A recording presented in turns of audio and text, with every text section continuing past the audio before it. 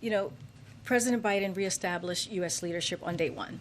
And as you've heard us say, as you have heard us say, when it comes to acting on climate change every day since from day one, the president will advance his climate agenda using every tool at his disposal and can make significant progress in curbing emissions, growing our economy, and good-paying union jobs.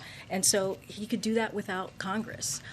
There was actually a report that came out this week from the Rhodium Group, an independent research firm, reinforced the fact that the U.S. has multiple pathways to meet President Biden's pledge to reduce emission 50 to 52% below the 2005 levels in 2030. So we'll continue to work with our colleagues in Congress on clean electricity performance program, but this independent analysis lays out a path to the president's climate goal without a CEEP in place. And so we'll just continue to do the whole of government approach that we've been doing this past 9-10 months. But if he can't get his biggest climate priority passed through Congress, how can he point to the United States being a leader on this issue?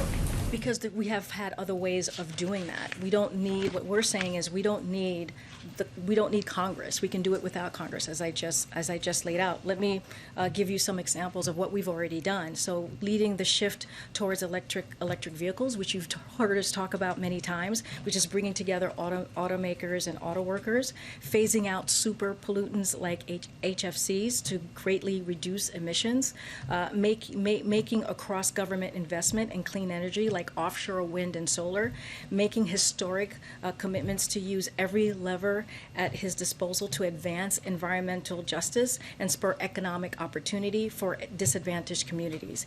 And extreme weather events increase in frequency and ferocity. The U.S. has taken bold steps to strengthen the nation's resiliency to severe impacts of a challenging climate. So we have done a lot here. The president has. He has signed multiple executive orders to make sure that we are leading in this effort. And remember, we're coming from 4 years of climate change, 4 years before us, where climate change was not, dealing with climate change was not a priority. And so this president has been doing that since day one of his administration. Will continue to do that.